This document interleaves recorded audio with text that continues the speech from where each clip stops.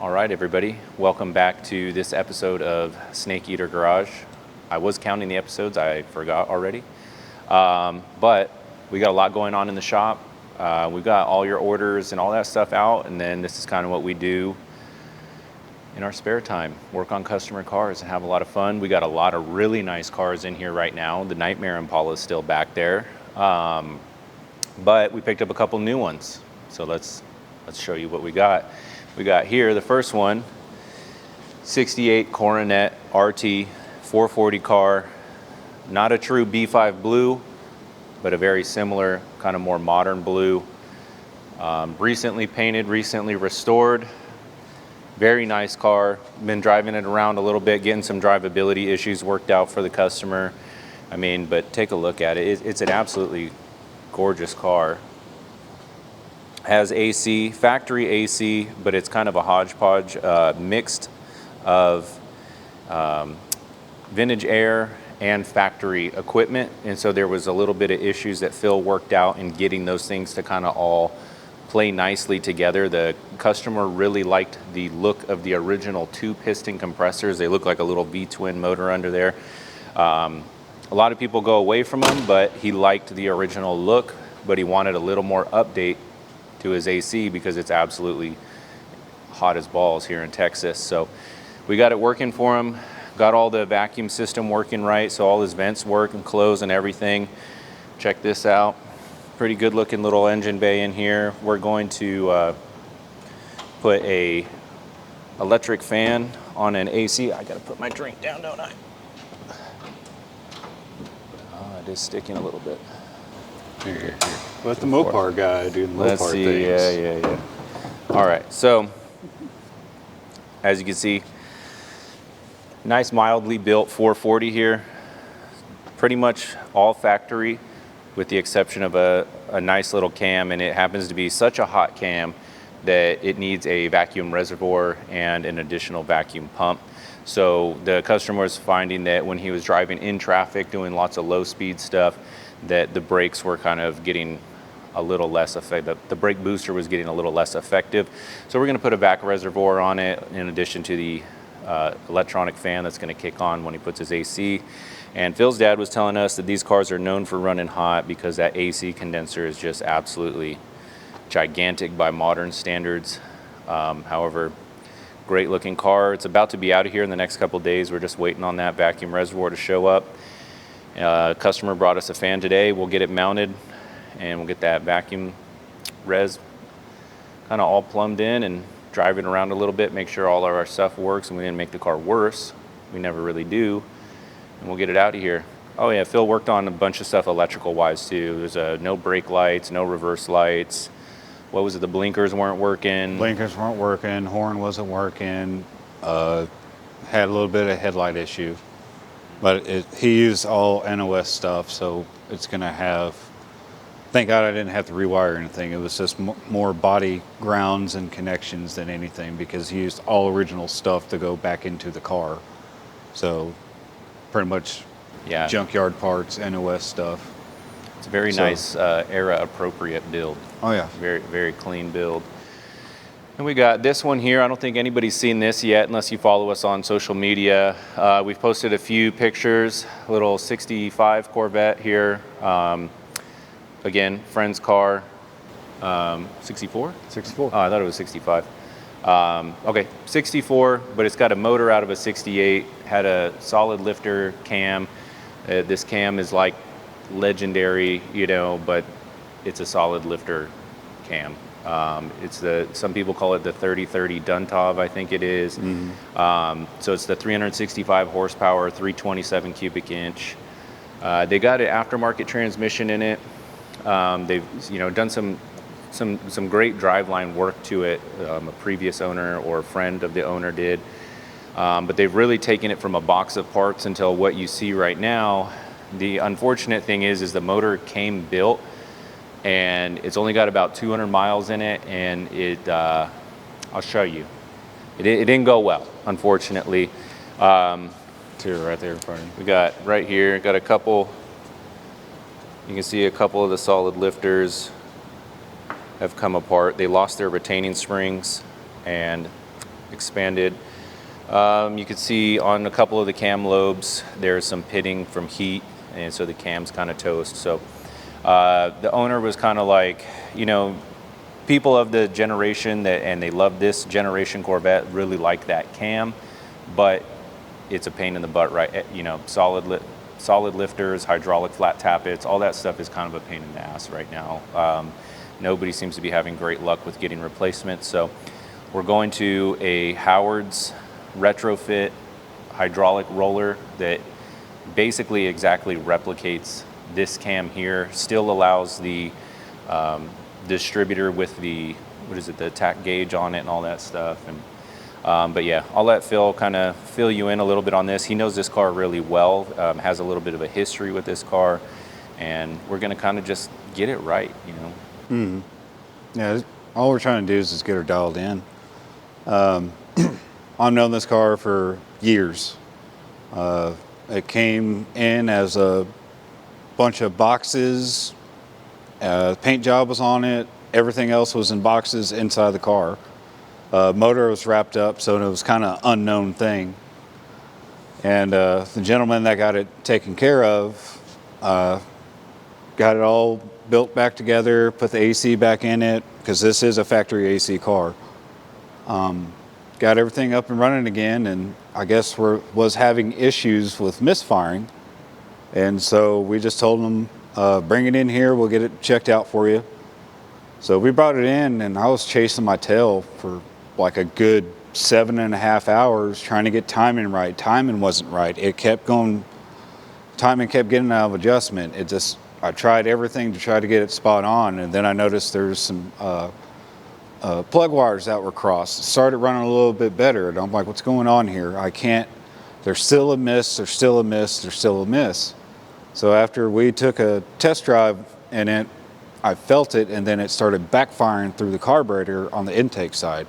I was like, this thing has a flat cam. It has a flat cam.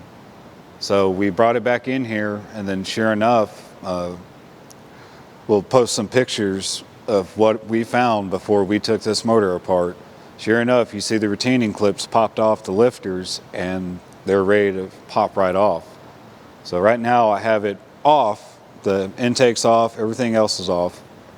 And you can see heat scoring on the cam, so the cam's just wiped. It's sad to say, but it's done for. So like I said, we're gonna go straight roller, retrofit. There's been so much trouble with flat tappet cams and solid lifter cams lately, and no one wants to back up their stuff. I'm not pointing out big companies, anything else like that. We do the break-in process properly, and they still get wiped. You only last maybe 1,500 miles, 3,000 miles the most, and that's every shop owner I have talked to. Nothing but trouble with these COVID, I call them COVID sticks, COVID cams. But this gentleman here, we're gonna get him done right. I noticed the intake gasket wasn't really properly put on there correctly. Who God knows if they degreed the cam in this thing. That's probably why I had so much trouble trying to get it correct onto timing, because it was always acting like it was like 26 degrees out of timing, and I tried everything to get it correct. Did the finger method, tried lining it up top dead center, took the valve cover off, lined that up, still could not get it. It kept jumping time. There's something going on there. It could be a real loose chain in it. We don't know. We don't have a clue. We're about to find out. We're about to find out, and if we find something, y'all are definitely going to see what's going on that. We're trying to get this gentleman taken care of. It's going to be one of his pride and joys. Well, is one of his pride and joys. And so we're trying to just get this knocked out right, get it right, do it correctly, and just make it look absolute as factory as possible for this gentleman. Because as everybody knows, you know how Corvette guys are. They want everything to the T. So Short jorts and New Balances. oh yeah, especially the fanny packs Yeah. come out just like, I like fanny packs. I wear a fanny pack every now and then. oh God. Now we need to get you some jorts and New Balances. I do, man. I do. All right. So, yeah, we already spent, I don't know, probably 10 or 12 hours going through this car. Replaced the thermostat. The thermostat that was in it was a 185-degree thermostat, and we couldn't figure out, well, previous shops couldn't figure out why it would run hot. First move we did, check thermostat, and the thermostat was actually coming apart. It was destroyed. I don't know if we still It's right have there it. in that box. Is it? Yeah. Well, anyways, it had kind of grenaded itself, and I mean, just by putting your hand on the hose, you could feel there was no coolant flow until the tack gauge was already past operating temp. So we changed that out, got it running idling. It was great. Held temp, you know, nice 190, all that. We go to tune it, we run into the cam issues, turns into a top end job. You know, we told the customer, like, hey, whatever you want to do, we're happy to help you out. And he's a big time car guy, so he was like, roller. We didn't even have to tell him. He's like, if I'm putting a new cam in it, I want a roller. So this car is going to be really sweet. And actually, I think he's been frustrated with this car and he's trying to get rid of it. But I think our goal, and I think when we're done with it, he's going to want to keep it for sure, because this car it's beautiful. I mean, check out the interior. We got a couple things that we're going to do on the interior here. The interior is in great shape. I mean, I absolutely love the styling of it. It's missing just a couple knobs and a couple labels. The customer is going to supply us with those. He's already got them ordered. He's going to bring them in. And we'll have this interior at 100%. Phil already went through and adjusted the transmission linkage and got the boot sitting back right, because when it came in order to put it in park, you had to basically take your hand out of the way and push the shifter so far forward that it would... No, you pretty much had to bust your knuckle just to get it in the park. Yeah, you'd have to take your fingers out of the way, push it forward, and it would pull the boot out. So played with the linkage a little bit. Phil got that dialed in. But, I mean, I absolutely love the interior of this car. It's kind of like... I don't want to say it's like Italian, but it has that old school like race car type feel to it, and it also has like an element of class. I love it. I think it's a great. It has a nice accoutrement. But yeah, you know, it's a great car. We'll go to the Nightmare Impala real quick. We're calling it the Nightmare Impala because this car could have burned itself down. So same owner on these two cars. We put this one on the back burner, so not a huge update here on this one. We did have to order a new underdash wiring harness from H&H Classics. Fantastic. The harness looks fantastic so far, and they were very easy to deal with. So we should have this thing rewired once the vet is out of here. In the meantime, we have the Richmond 5-speed out. So remember, this is a 620 horsepower and 670 pound-feet of torque, or those two numbers might be mixed. It's a big motor. Both numbers are over 600. And unfortunately, it's a mechanical clutch, so it's only got a single disc clutch, but it was unfortunately not installed appropriately or aligned. If you can see right here, it looks like it may have hit and chipped a couple of times. And this car has almost no miles on it. So the fact that, you know, that happened was probably a good thing that this car didn't run, because it would have grenaded. And then also, this is every last drop of fluid that came out of the transmission. So this is your fill hole here. You fill until it pours out. This is your drain. Nothing came out of the drain until we tilted it over. And then you can kind of see the disco party that's going on in there. So this is your drain here. Yeah, you can see all right in there. Whoop, I'm spilling a little bit. You can kind of see it's like panning for gold. But when we pulled the drain plug out, we took some photos of it. A lot of metal shavings. There was quite a bit of large pieces, and quite a bit of fine dust as well.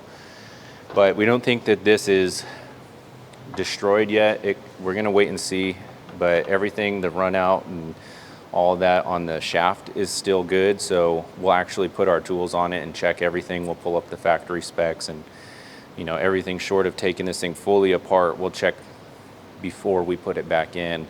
And that'll let us know whether or not we need to do a transmission on this thing, which is probably not in the budget for this car right now because it is for sale. But we'll see. But anyways, flywheel has been pretty well chewed up by the starter because it wasn't shimmed. It was just installed.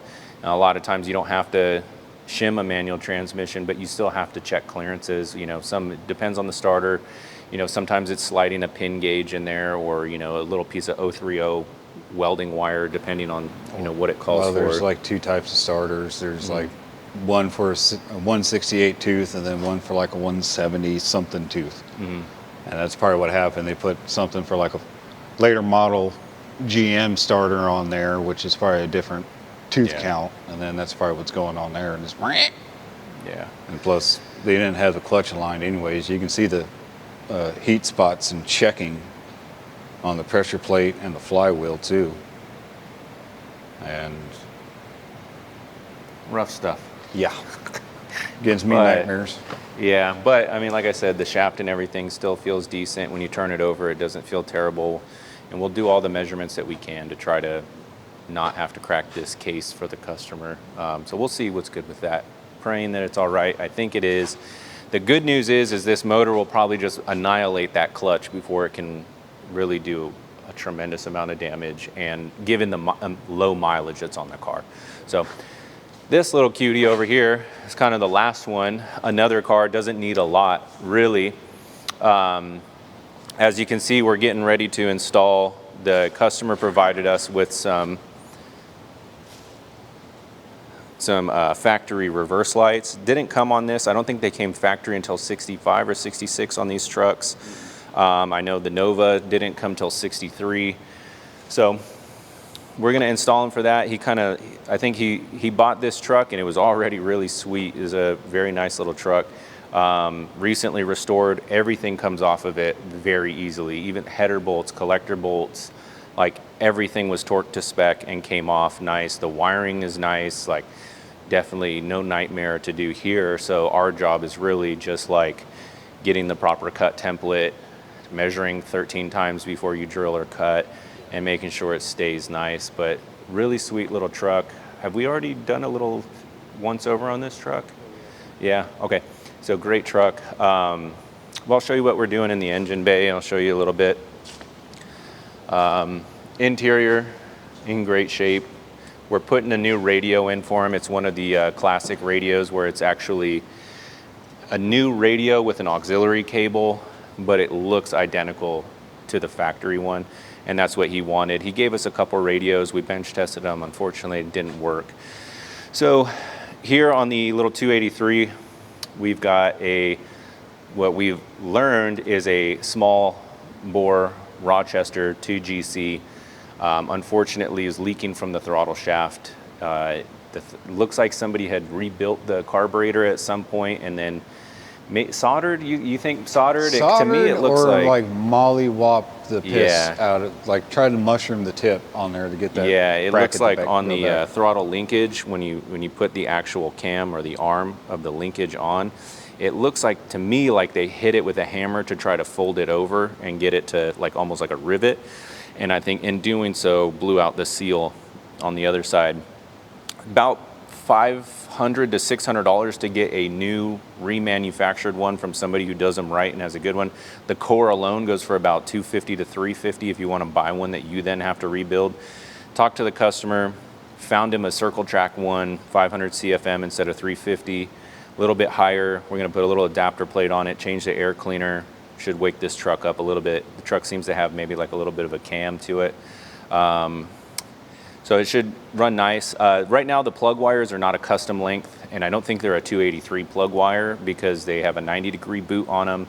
Phil pointed out, and they're running right into the manifolds, and so they've melted a couple of them. So it wasn't causing anything that we could see yet, but we're just going to do them some custom length plug wires and some black ones too to match the engine bay a little bit better.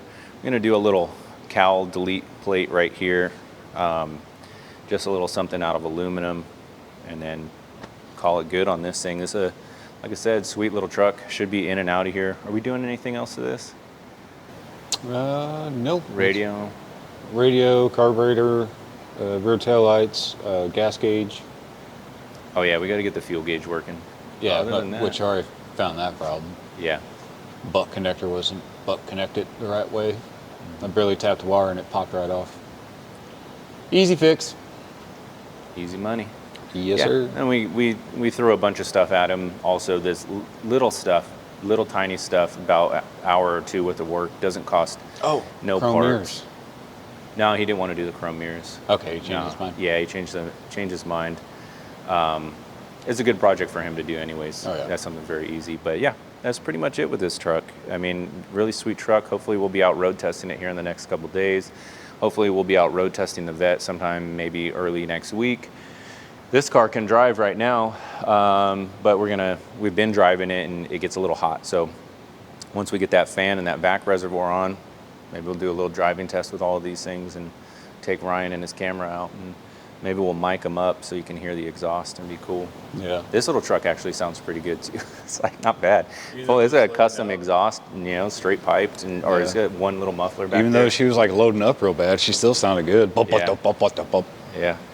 Cool. Well, that's it. I think we'll keep you guys along for the ride as we find any carnage in any of these cars, and take you for a ride with each one of these things as we drive them back to the customer. That's usually the last road test. We drive them around for 40, 50 miles or so, make sure everything's good, and then we drive them back to the customer. And that's usually included in the estimate, and everybody usually accepts that in the price. So we do bring a trailer though. We do bring a trailer just in case. But yeah, cool, man.